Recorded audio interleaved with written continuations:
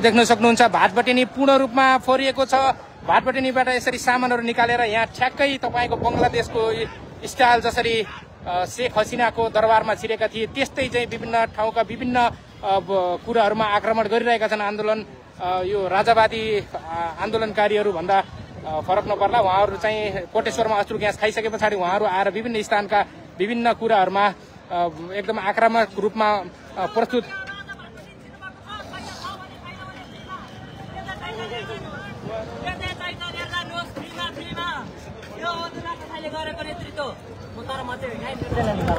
तपाईँ चाहिँ कहाँबाट स्वतः स्फूर्त? म खै बाबा मैले जन्माएँ, म यतै जन्मी होइन, म यतै छु। उतापट्टि प्रहरीलाई ढुङ्गा हानेर रोकिरहेको अवस्था भनेर हामीले बुझेका छौँ भने यतापट्टि चाहिँ भाटबटेनीमा खुल्ला रूपमा भित्रबाट सामानहरू निकाल्दै फालिएको अवस्था छ। तपाईँ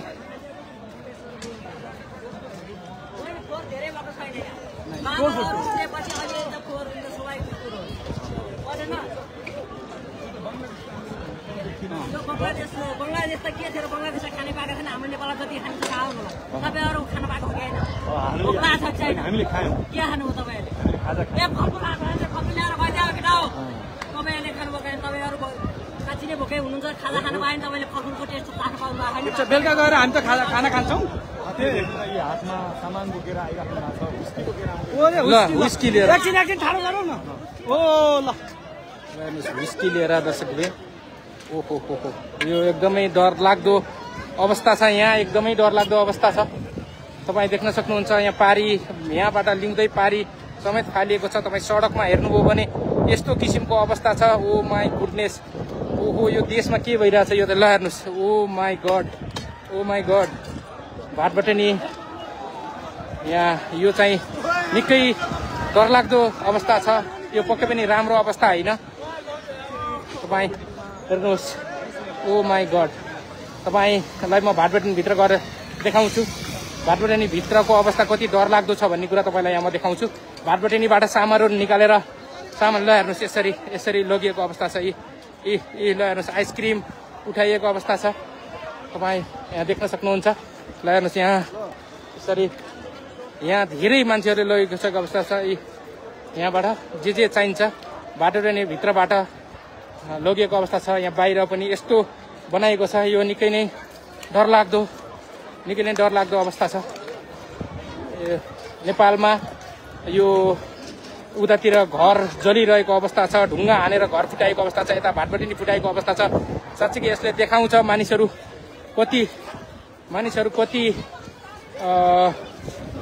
कति चाहिँ राजनीतिक कुराहरूप्रति विक्षिप्त छन् भन्ने कुरा यसले देखाएको छ। मानिसहरूमा मास डिप्रेसन जस्तो देखिएको छ। यहाँ यसरी हेर्दाखेरि गाडीहरू फुटाएको अवस्था छ। यो भाटबटेनी स्टोर कोटेश्वरबाट हामी तपाईँहरूलाई प्रत्यक्ष रूपमा देखाइरहेका छौँ। पुलिस आयो भनेर भागिरहेका छन्। पुलिस आइसके पछाडि यहाँ पुलिस आयो भनिरहेका छन्। यसरी भागभाग भएको छ। तपाईँ देख्न सक्नुहुन्छ। यहाँ देख्न सक्नुहुन्छ निकै नै डरलाग्दो अवस्था। यहाँ प्रहरी आयो भन्दै भागिरहेको अवस्था छ।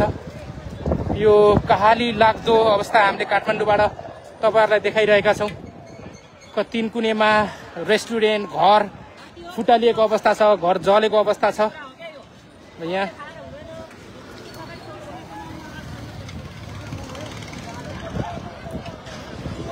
ओहो माई गड ल हाम्रै पुलिस हाम्रै प्रधानमन्त्री हाम्रै सबै हाम्रै देशका ओ माई गड ल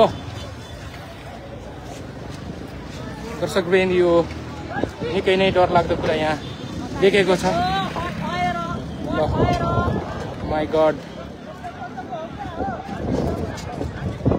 यो परिवर्तनको सुरुवात भनौँ या मानिसहरूमा भएको आवेग जुन राजनीतिक दल या जुन जसले हामीलाई नेतृत्व गरिरहेका छन् ती नेतृत्वप्रति मानिसहरूको वितृष्णा भनौँ यो निकै नै डरलाग्दो अवस्था छ। निकै नै डरलाग्दो अवस्था। तपाईँ यहाँ आएर हेर्नुभयो भने निकै नै डरलाग्दो अवस्था छ।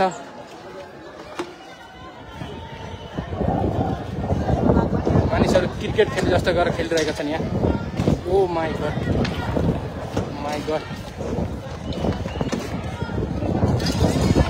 ओहो भित्रबाट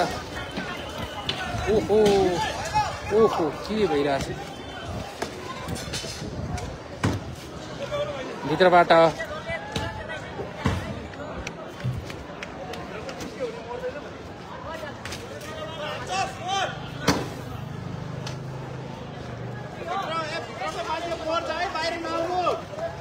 तपाईँ देख्न सक्नुहुन्छ हामीले यहाँ देखाइरहेका छौँ भित्रबाट यो सेक्युरिटीलाई पनि नआउनु भनेको अवस्था छ। ओहो निकै नै पीडादायक अवस्था हामीले तपाईँलाई यहाँ देखाइरहेका छौँ। पीडादायक अवस्था छ दर्शकबिन।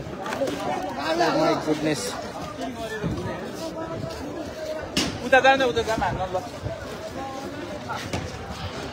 तपाईँलाई म बाहिरबाट देखाउँछु।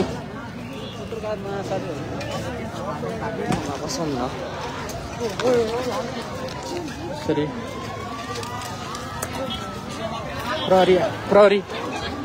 प्रहरी आयो भन्दाखेरि भागिरहेका भाग्छन् भने अन्य समयमा चाहिँ नि यहाँ मानिसहरू दौडिरहेका छन् चिप्लिएर। ओहो के भइरहेछ देशमा यो अचम्म, निकै नै अचम्मको दृश्य। अब यो बङ्गलादेशको स्थिति जस्तै त भनौँ। अब हेर्नु त यो सडकमा हेर्नु त यो आइसक्रिमका फ्रिजहरू यताउता त पुरा यहाँ त हरिबिसोकै अवस्था छ क्या।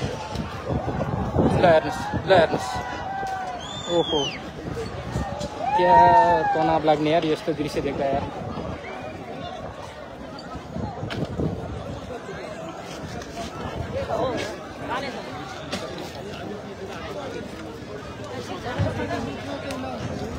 Oh, my God.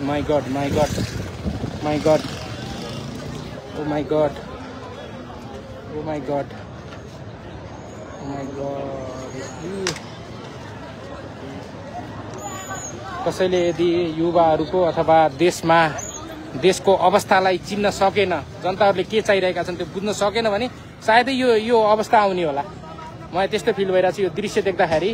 जसरी मानिसहरूले कमेन्टलाई जसरी अब नेताहरूको उसमा तपाईँहरूले कमेन्ट गर्नुहुन्छ नि, कमेन्टलाई जसरी नजरअन्दाज गरिएको छ, त्यसलाई बेवास्ता गरिएको छ, त्यसै गरी मानिसहरूको जसले एनालाइसिस गर्न सक्दैन, मानिसहरूमा भएको पीडा विक्षिप्तता, आफ्नो देशमा बसेर रोजगारी नपाउनुदेखि लिएर विभिन्न किसिमका कुराहरू जुन परिपूर्ति गरिरहेका छैनन्, देशमा बर्मलुट चलिरहेको छ, त्यसको खास यो हुन्छ नि यो प्रतिबिम्ब जस्तो अथवा त्यो खालको कुरा हो जस्तो यसरी देख्न सकिन्छ।